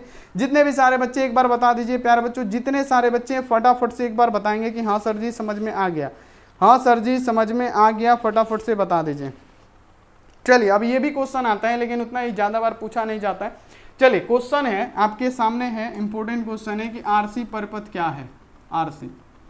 आरसी परिपथ क्या होता है, तो प्यारे बच्चों हमने क्या बताया कि किसी परिपथ में आर का मतलब क्या प्रतिरोध और एगो संधारित्र इसमें जुड़ा रहेगा, सी का मतलब क्या संधारित्र, और इसमें क्या कर दिया जाएगा एसी सप्लाई दे दिया जाएगा। तो ये हमारा क्या कहलाएगा, ये हमारा प्रतिरोध हो गया और ये हमारा संधारित्र हो गया। तो ये जो परिपथ होगा हमारा आरसी परिपथ कहलाएगा। तो यहाँ पे आप लोग प्यारे बच्चों ध्यान रखिएगा कि आरसी परिपथ किसे कहते हैं, तो जब किसी परिपथ में संधारित्र सी तथा आर को श्रेणी क्रम में जोड़ दिया जाता है, या इसको इधर जोड़िए इसको उधर जोड़िए कोई दिक्कत नहीं है, तो उसे ही हम लोग क्या कहते हैं प्यारे बच्चों आरसी परिपथ या सीआर परिपथ कहते हैं। तो ये आपको पूरा समझ में आ गया होगा, फिगर भी आपको दिख रहा होगा, दिख रहा है ना, समझ में आ गया। तो आप लोग इसको ध्यान में रखिएगा, ये तो बहुत अच्छी तरीके से बता चुके हैं, ये इतना नहीं आता है लेकिन आप लोग ध्यान में रखिएगा, ठीक है। अब जो मेन प्यारे बच्चों बात है कि जो एलसीआर परिपथ होता है उसका व्यंजक पूछा जाता है, जो कि हम निकाल के दिखाएंगे, ठीक है। अब यहाँ आप देखिए जो एलसीआर परिपथ होता है कि जब किसी परिपथ में सी प्रतिरोध और एल को श्रेणी क्रम में जोड़ दिया जाता है और प्रतिवर्ती धारा का स्रोत से जोड़ दिया जाता है, तो इस प्रकार के परिपथ को हम लोग एलसीआर मतलब एलसी परिपथ कहते हैं। और एलसी परिपथ की प्रतिबाधा अगर आपसे पूछा जाएगा, इसकी प्रतिबाधा पूछा जाएगा, तो जेड इक्वल टू क्या होता है वी एल माइनस वी सी होता है। ये आपको याद रखना है कि वी एल माइनस वी सी होता है, ठीक है। यानी प्रेरकत्व में से यहाँ पे क्या करेंगे संधारित्र को हटा लेंगे, तो ये इसका प्रतिबाधा होता है, जिसको आपको ध्यान में रखना है। ये इतना इंपॉर्टेंट नहीं है, बाकी इसके बाद वाला जो है वो बहुत ही ज्यादा इंपॉर्टेंट है, एलसीआर परिपथ, जो कि प्यारे बच्चों एग्जामों में बार बार पूछा जाता है। तो चलिए प्यारे बच्चों एलसीआर परिपथ को हम शुरू करते हैं। चलिए एलसीआर परिपथ क्या होता है ये हम आपको बताते हैं, क्योंकि प्यारे बच्चों अभी हमने आपको बताया कि आरसी परिपथ क्या होता है, एलआर परिपथ क्या होता है। अब बारी आती है एलसीआर परिपथ की, जो कि आपके फाइनल बोर्ड परीक्षा के लिए बहुत महत्वपूर्ण है और बार बार आपके एग्जामों में आता है। और इसका पूछा जाता है कि प्रतिबाधा सूत्र क्या होता है, कलांतर सूत्र क्या होगा, इसका कलांतर क्या होगा, सारा प्रूफ करेंगे। आप लोग सिर्फ वीडियो को देखते रहिए, ठीक है। तो चलिए क्लास करते हैं और बताते हैं प्यारे बच्चों कि ये आखिर एलसीआर परिपथ क्या होता है। तो एलसीआर परिपथ हमने जस्ट आपको अभी बताया था जब एलआर परिपथ कि जब किसी परिपथ में क्या एगो एल प्रेरकत्व को जोड़ दिया जाए, इसके साथ श्रेणी क्रम में एगो संधारित्र को और इस संधारित्र से प्रतिरोधों को जोड़ दिया जाए और इसमें क्या किया जाए एगो एसी स्रोत दे दिया जाए, तो इस प्रकार के परिपथ को हम लोग क्या कहते हैं एलसीआर परिपथ कहते हैं, जो कि हमने आपको बहुत अच्छी तरीके से समझा रखा है। तो एलसीआर परिपथ पूछेगा तो आपको कोई भी दिक्कत कोई भी परेशानी नहीं होना चाहिए, क्योंकि एलसीआर परिपथ आपको बहुत बहुत आसान हो गया है, क्योंकि हम आपको बता दिए कि क्या एल आर परिपथ में क्या, जिसमें श्रेणी क्रम में एक प्रेरकत्व के साथ एक क्या प्रतिरोध को जोड़ दिया जाता है और एसी स्रोत दे दिया जाए तो वो क्या हो जाएगा एल आर परिपथ। और आरसी परिपथ में क्या किया जाता है कि एक संधारित्र के साथ एक प्रतिरोध को जोड़ दिया जाता है ना, और उसमें एसी स्रोत दे दिया जाता है तो आरसी परिपथ हो गया। अब यहाँ पे मेन जो पॉइंट आता है एलसीआर परिपथ, तो इसमें क्या किया जाता है, किसी परिपथ में एल प्रेरकत्व को उसके साथ संधारित्र को श्रेणी क्रम में जोड़ के फिर उसके साथ एक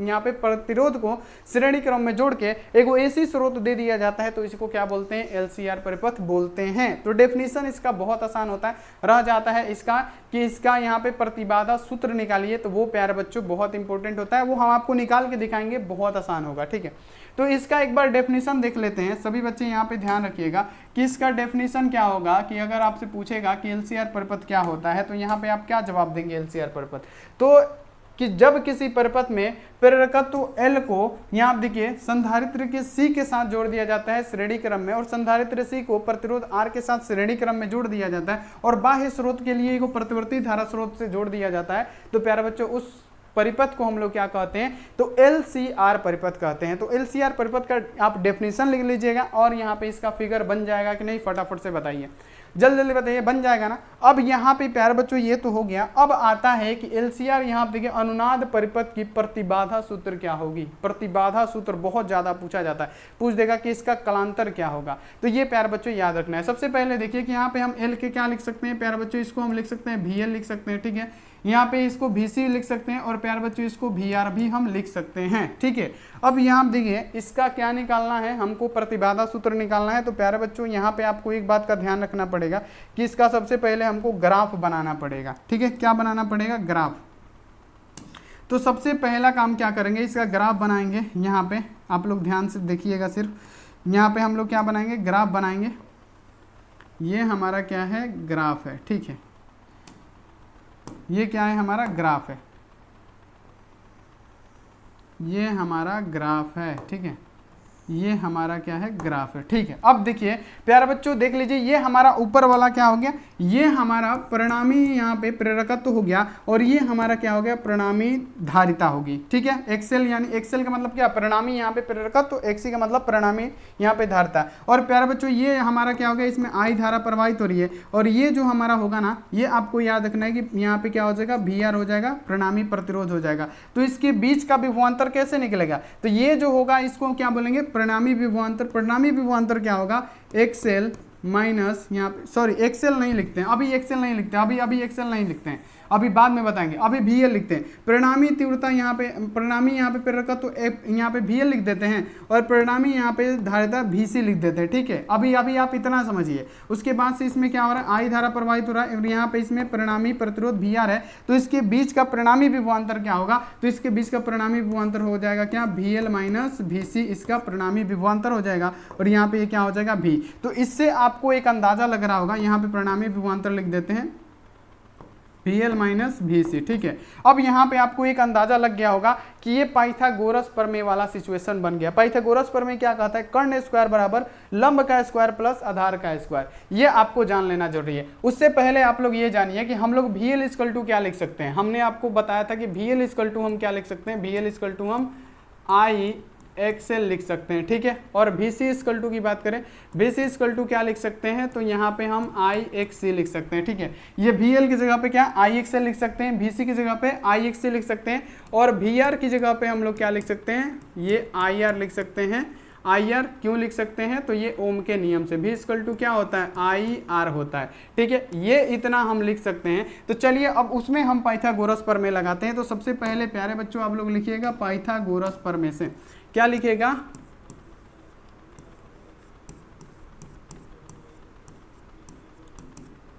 पाइथागोरस प्रमेय से। ठीक है, पाइथागोरस प्रमेय से लिखिएगा। सबसे पहले पाइथागोरस प्रमेय से आप लोग लिखिएगा कर्ण का स्क्वायर। कर्ण क्या है, इसमें भी है, तो यहाँ पे क्या लिखेंगे, भी का स्क्वायर बराबर है, तो बराबर, अब लंब क्या है, लंब है VL माइनस VC, तो यहाँ पे क्या देंगे, VL माइनस VC का स्क्वायर, और बटा में आधार हमारा क्या है, VR है, तो देंगे VR का स्क्वायर। एकदम आराम से आप लोग देखते चलिए, मजा आएगा। ठीक है, अब यहाँ तक हो गया। अब क्या करेंगे प्यारे बच्चों कि ये भी स्क्वायर है तो भी स्क्वायर रहने दीजिए, और बराबर है भी एल की जगह पे हम क्या लिख सकते हैं, आई एक्स एल, तो यहाँ पे लिखेंगे क्या, आई एक्स एल माइनस भी सी की जगह पे क्या, आई एक्स सी, तो आई एक्स सी लिख सकते हैं। ठीक है, इसका स्क्वायर प्लस भी आर की जगह पे क्या लिख सकते हैं, आई आर का स्क्वायर लिख सकते हैं। ठीक है, आई आर का स्क्वायर हम लिख सकते हैं। अब देखिए प्यारे बच्चों, ये भी आर है तो इसको भी आर ही रहने दीजिए। अब इसमें क्या है, सब में आई स्क्वायर, ये भी आई स्क्वायर है, ये भी है, क्योंकि सब पे ना वर्ग है।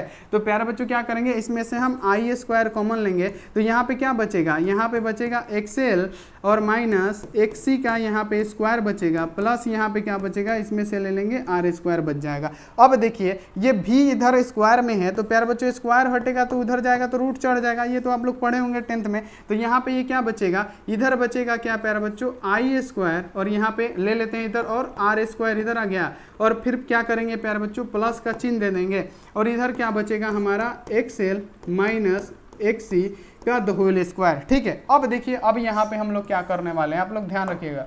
अब देखिए हम लोग क्या करने वाले हैं कि ये आई है, रूट के बाहर निकलेगा तो अपना स्क्वायर खो देगा, ये तो आपको पता है। भी इक्वल टू क्या हो जाएगा, अब रूट के ये बाहर निकलेगा आई स्क्वायर, तो अपना एक स्क्वायर खो देगा, तो यहाँ पे आई रूट, यहाँ पे क्या बचा, आर स्क्वायर, प्लस यहाँ पे क्या बचा, यहाँ पे एक्सएल माइनस एक्सी का द होल स्क्वायर बचा। ठीक है, बचा ना बाबू।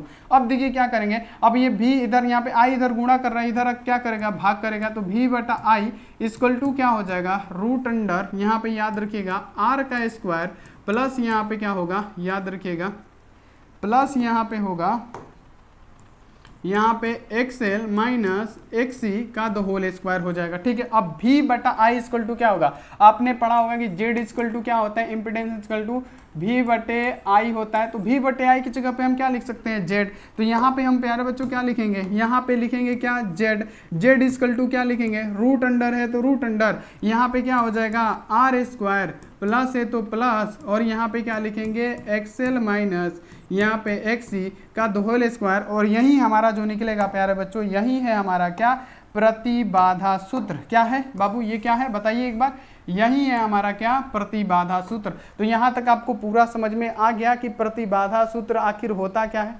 प्रतिबाधा सूत्र आखिर होता क्या है। यहाँ पे आप लोग सॉल्व कर सकते हैं प्यारे बच्चों कि प्रतिबाधा सूत्र इसका क्या होता है। सबसे पहले प्यारे बच्चों पाइथागोरस प्रमेय से लिखना है, कर्ण स्क्वायर बराबर लंब स्क्वायर। ये क्या होता है, हमारा लंब होता है, ये आधार होता है ना। और यहाँ पे प्यारे बच्चों ये जो कोण होता है 90 डिग्री का होता है। ठीक है, तो यहाँ पे हम क्या करेंगे प्यारे बच्चों, याद रखिएगा, ये तो हमारा हो गया कर्ण स्क्वायर, लंब स्क्वायर, आधार स्क्वायर। ठीक है, तो लंब स्क्वायर प्लस आधार स्क्वायर लिखेंगे। फिर इसमें से आई क्या करेंगे प्यारे बच्चों, वी एल की जगह पे हम लोग आई एक्स एल लिख सकते हैं, वीसी की जगह पे हम लोग आई एक्स लिख सकते हैं, और वी आर की जगह पे हम लोग आई आर लिख सकते हैं। फिर इसको क्या करेंगे प्यारे बच्चों, इसको सोल्व करेंगे, आई कॉमन है बाहर निकाल दिए। उसके बाद से प्यारे बच्चों सिर्फ क्या करना है, ये आई स्क्वायर में है, रूट के अंदर है, बाहर निकलेगा, स्क्वायर अपना खो देगा। तो प्यारे बच्चों इसको बाहर निकाल दिए, तो भी बटा आई यानी जेड, यानी यही हमारा क्या होता है, प्रतिबाधा सूत्र होता है। नहीं समझ में आएगा एक बार और वीडियो देख लीजिएगा, समझ में आपको आ जाएगा। ठीक है, तो ये तो हमारा प्रतिबाधा सूत्र निकल गया है ना, प्रतिबाधा सूत्र। अब इसका कलांतर भी तो निकालना है, कलांतर क्या होता है वो भी तो निकालना है। तो कलांतर के लिए सबसे प्यारे बच्चों फिर से हमको क्या करना पड़ेगा, वो ग्राफ बनाना पड़ेगा। एग्जाम में आएगा तो वो ग्राफ आप लोग बनाइएगा। ग्राफ ये क्या होता है, यहाँ पे समझिएगा कि ये हमने बना दिया प्यारे बच्चों क्या, ग्राफ। ये हमने क्या बना दिया प्यारे बच्चों, ग्राफ बना दिए। ठीक है, अब यहाँ पे आप सभी स्टूडेंट याद रखिए, कुछ हमने इस प्रकार से ग्राफ बनाया था। ठीक है, हमने कुछ इस प्रकार से ग्राफ बनाया था। ठीक है, जिसमें यहाँ पे हमने क्या लिखा था, यहाँ पे VL लिखा था, परिणामी प्रेरकत्व लिखा था, और यहाँ पे लिखा था प्यारे बच्चों VC, यानी VC का मतलब क्या होगा, परिणामी धारिता। ठीक है, और यहाँ पे परिणामी प्रतिरोध हो गया, और इसमें I धारा प्रवाहित हो गया। अब परिणामी विभवांतर, इन दोनों बीच का विभवांतर क्या हो जाएगा, तो घटा देंगे, VL माइनस VC, ये क्या हो गया, हमारा परिणामी विभवांतर हो गया, और ये हमारा V हो गया। यहाँ पे भी हम लिख सकते हैं VL माइनस VC, ये हमारा परिणामी यहाँ पे क्या निकल गया प्यारे बच्चों, विभवांतर निकल गया। तो हमको क्या निकालना है, यहाँ पे देखिए ये 90 डिग्री यानी tan फाई निकालना है। ठीक है, क्या निकालना है प्यारे बच्चों, tan फाई, यानी tan थीटा इक्वल टू, आप लोगों ने पढ़ा होगा tan फाई हमको निकालना है। tan थीटा इक्वल टू पढ़ा होगा आपने लंब बटा, यहाँ पे पढ़ा होगा आधार, लंब बटा आधार पढ़ा होगा आपने, ठीक है। तो हमने क्या लिखा यहाँ पे, tan है तो tan लिख दिया, फाई है तो फाई लिख दिया। अब इसमें लंब क्या है प्यारा बच्चों, यही ना, VL माइनस BC क्या है, हमारा लंब है। तो यहाँ पे लिखेंगे VL माइनस, यहाँ पे क्या लिखेंगे प्यारा बच्चों, VL माइनस हम लिखेंगे यहाँ पे क्या, VC, और यहाँ पे क्या लिखेंगे, बटा में आधार हमारा क्या है, आधार हमारा VR है, तो यहाँ पे हम लोग VR लिख देंगे। हम क्या निकाल रहे हैं प्यारे बच्चों, इसका कलांतर निकाल रहे हैं, ठीक है। अब यहाँ पे क्या होगा, tan फाई है तो tan फाई दे देंगे, इक्वल टू है तो इक्वल टू दे देंगे।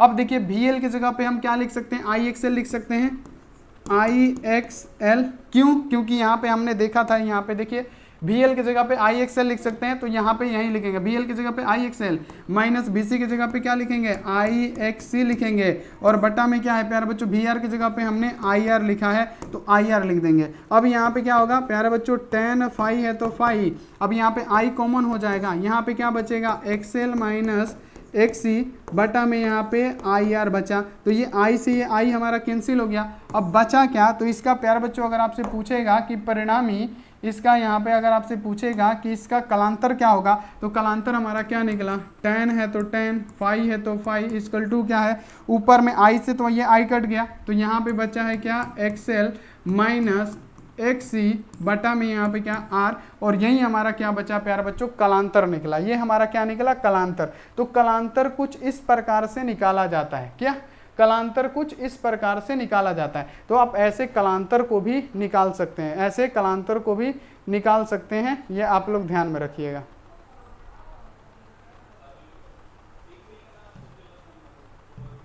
ठीक है, ये हमारा क्या निकल गया, कलांतर निकल गया। रुकिए इसको रंग, दूसरे रंग से लिख देते हैं ताकि आपको समझ में आए।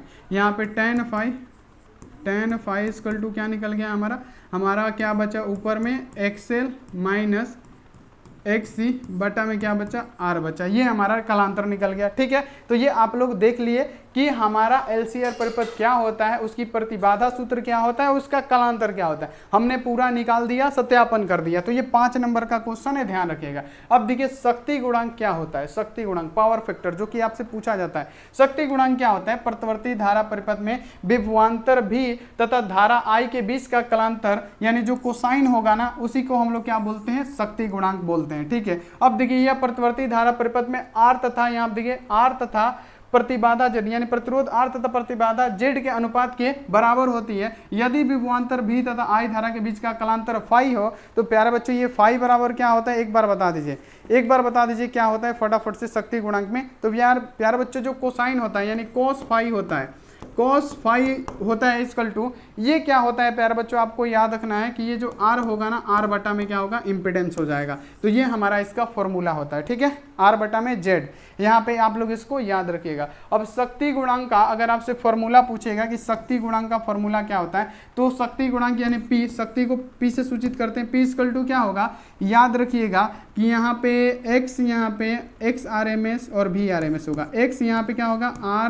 RIRMS इंटू यहाँ पे क्या होगा, VIRMS और इंटू कॉस यहाँ पे क्या हो जाएगा, थीटा हो जाएगा, ठीक है, जितना कोण बनाएगा। तो ये जो होता है प्यारे बच्चों शक्ति गुणांक का एक सूत्र होता है, जिसको आप लोग याद रखिएगा। शक्ति गुणांक का सूत्र क्या होता है, शक्ति गुणांक का P इक्वल टू X यहाँ पे क्या हो जाएगा, IRMS और into VIRMS into cos theta हो जाएगा, ठीक है। तो ये आप लोग प्यारे बच्चों याद रखिएगा, ठीक है। तो यहाँ पे अगर आपसे पूछेगा कि शक्ति गुणांक का सूत्र ये हो गया, तो यहाँ पे एक बात याद रखिएगा कि यहाँ पे सभी बच्चे एक बात याद रखिएगा, ठीक है, कि अब यहाँ आप देखिए कॉस, यहाँ पे आपने देखा कि ये 90 डिग्री बनाता है, यहाँ पे आपने देखा कि ये 90 डिग्री बनाता है, ठीक है। तो यहाँ पे हम लोग क्या करेंगे, कॉस का मान रखेंगे। तो P इक्वल टू क्या रखेंगे प्यारे बच्चों, X है तो X IRMS लिख देंगे, इंटू क्या हो जाएगा, यहाँ पे X है तो एक यहाँ पे क्या है, V है ना, तो यहाँ पे V है तो V, IRMS है तो IRMS यहाँ पे भी लिख देंगे, और इंटू क्या है, कॉस 90 डिग्री, यहाँ पे 90 डिग्री लिखेंगे। 90 डिग्री का मान क्या होता है, 0 होता है। तो जब ये 0 में किसी भी चीज़ से गुणा होगा तो 0 हो जाएगा, यानी P इक्वल टू क्या हो जाएगा, 0। तो यानी शक्ति इक्वल टू क्या होता है, 0 होता है। कौन सा, तो यहाँ पे शक्ति गुणांक इक्वल टू 0 होता है, ये आपको ध्यान में रखना है, ठीक है। अब देखिए आगे आता है कि वाटहीन धारा क्या होता है। वाटहीन धारा फटाफट से बताइए, वाटहीन धारा क्या होगा। तो वाटहीन धारा क्या होता है, तो जब प्रतिवर्ती धारा परिपथ में केवल प्रतिरोध, यहाँ पे क्या प्रेरकत्व, यहाँ पे केवल प्रेरकत्व हो तथा धारिता हो तो इस प्रकार के प्रतिवर्ती धारा परिपथ में प्रवाहित होने वाली शक्ति क्षय नहीं होती है, अर्थात औसत शक्ति शून्य होता है। और तब यहाँ देखिए परिपथ में प्रवाहित धारा को हम लोग वाटहीन धारा कहते हैं। यानी वही बात है जो अभी निकाले हैं ना, यहाँ पे वही बोला जा रहा है कि जब प्रतिवर्ती धारा परिपथ में केवल प्रेरकत्व तथा धारिता होती है, जब प्रतिवर्ती धारा में क्या हो, ये मान लीजिए कि प्रेरकत्व हो और इसमें क्या हो, एक धारिता हो, संधारित्र हो, तो पूछा जा रहा है, इसमें बोला जाता है कि इसकी जो शक्ति होती है ना, ये क्या होती है, ये शून्य होती है। इसका जो शक्ति होगा ना, ये क्या होगा, शून्य होगा। क्यों शून्य होगा? क्योंकि हम आपको बता चुके हैं कि P इक्वल टू क्या होता है, P इक्वल टू होता है x यहाँ पे IRMS इंटू यहाँ पे क्या होता है VIRMS होता है, IRMS होता है इंटू क्या होता है कॉस यहाँ पे थीटा होता है। ठीक है, तो यहाँ पे बोला जा रहा है वही कि जब ये सिर्फ प्रतिरोध और प्रेरकत्व होता है तो प्रतिरोध यहाँ पे तो इस प्रकार के प्रवृत्ति धारा परिपथ होती है तो इसमें शक्ति क्षय जो होता है नहीं होता है, अर्थात शक्ति क्षय शून्य होता है। क्या लिखा है, औसत शक्ति क्षय शून्य होता है। क्यों होता है ये देखिए, तो P इक्वल टू क्या हो जाएगा, यहाँ पे x है तो x, IRMS है तो लिख देंगे IRMS, और यहाँ पे गुणा है तो गुणा, और यहाँ पे क्या है VIRMS है तो VIRMS लिख देंगे, और cos 90 डिग्री लिखेंगे। यहाँ पे क्या लिखेंगे, cos 90 डिग्री लिख देंगे। ठीक है, अब देखिए अब ये शक्ति क्यों जीरो होता है ये बता देते हैं। तो यहाँ पे P इक्वल टू क्या हो जाएगा, IRMS हो जाएगा, और इंटू क्या होगा VIRMS हो जाएगा, और इंटू cos 90 डिग्री का मान होता है 0। तो जब ये 0 में इससे गुणा होगा 0, फिर 0 में इससे गुणा होगा 0, यानी P इक्वल टू क्या निकला, यहाँ पे 0 निकला। वही बात है प्यारे बच्चों कि औसत शक्ति इसकी क्या होती है, 0 होती है। अगर किसी परिपथ में केवल प्रेरकत्व और धारिता हो तो औसत शक्ति क्या होगी, 0 होगी। तो ऑब्जेक्टिव पूछा जाएगा कि अगर किसी परिपथ में प्रेरकत्व और धारा मतलब प्रेरकत्व और धारिता हो तो औसत शक्ति क्या होती है, तो औसत शक्ति हमने क्या निकाला, 0 होती है। ठीक है, औसत शक्ति 0 होती है। अब देखिए चौक कुंडली क्या होता है। चौक कुंडली के बारे में आप अक्सर आपके एग्जामों में पूछा जाता है, जो कि बहुत इंपॉर्टेंट है। चौक कुंडली क्या होता है एक बार आप लोग फटाफट से देखिए, जब तक हम थोड़ा सा पानी पी लेते हैं।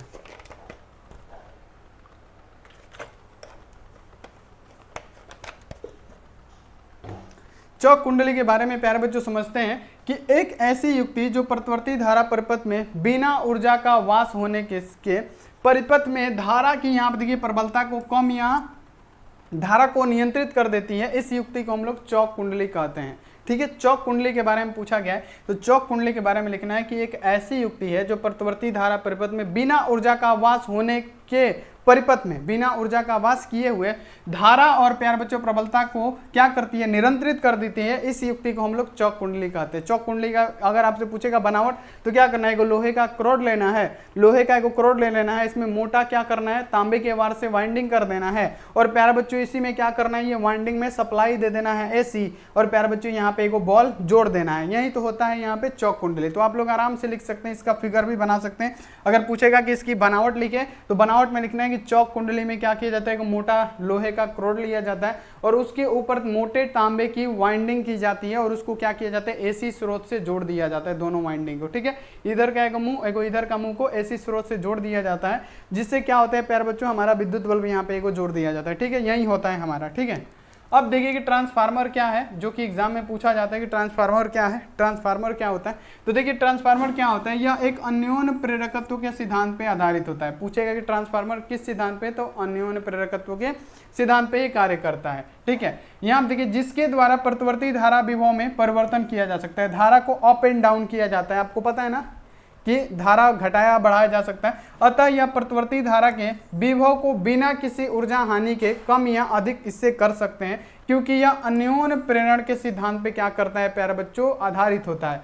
स्वप्रेरण अन्योन्य प्रेरण हम आपको पढ़ा चुके हैं, इसलिए इस यहाँ देखिए इसलिए यह केवल प्रतिवर्ती धारा में प्रयोग किया जाता है, यानी प्रतिवर्ती धारा। यानी ट्रांसफार्मर को अगर आपसे पूछेगा कि ट्रांसफार्मर का यूज किया जाता है तो बहुत सारे बच्चे बोलते हैं कि डीसी में, नहीं, ट्रांसफार्मर का केवल प्रतिवर्ती धारा यानी अल्टरनेटिंग करंट में ही यूज होगा। ये आप लोग प्यारे बच्चों ध्यान रखिएगा, दिष्ट धारा में इसका उपयोग नहीं है। ध्यान लगा के यहाँ पे देख लीजिए, बाद में मत बोलिएगा कि एसी कार्य करता है तो एसी बताते हैं, एसी सिद्धांत में मतलब एसी करंट में। बहुत सारे बच्चे बोलते हैं डीसी पे, नहीं, डीसी नहीं होगा, इसका उपयोग किया जाता है एसी पे केवल। तो ट्रांसफार्मर आपको समझ में आ गया होगा।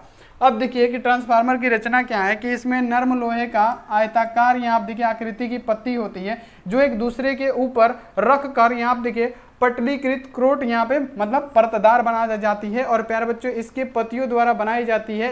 इससे क्रोड में भंवर धाराएं जो उत्पन्न होती है वो विद्युत ऊर्जा को हानि को कम कर सकती है। आपको पता है कि ट्रांसफार्मर के क्रोड को परतदार क्यों बनाया जाता है, क्योंकि उसमें जो भंवर धाराएं उत्पन्न होती है तो उसमें क्या होता है, ऊर्जा का ह्रास होता है। उसी ऊर्जा का ह्रास से बचाने के लिए ट्रांसफार्मर के क्रोड को परतदार बनाया जाता है, ये तो आपको पता है। तो ये आप लोग देख सकते हैं क्या है, ये हमारा प्यारे बच्चों याद रखिएगा कि ये हमारा ट्रांसफार्मर है। ऊंचाई ट्रांसफार्मर में क्या होता है कि एक क्रोड को मोटा तार से यहाँ पे प्राथमिक कुंडली को मोटा तार से वाइंडिंग किया जाता है, जबकि यहाँ पे अपचयी जो ट्रांसफार्मर होता है उसके दूसरे यहाँ पे कुंडली को मोटा तार से वाइंडिंग किया जाता है, पहले को पतला तार से। तो ये आप लोग ध्यान में रखिएगा। बाकी जो यहाँ पे प्रतिवर्ती धारा डिस्क धारा में अंतर लिखे वो सब है, वो बाद में देख लिया जाएगा सब्जेक्टिव में, जो भी थोड़ा सा टॉपिक छूटा हो।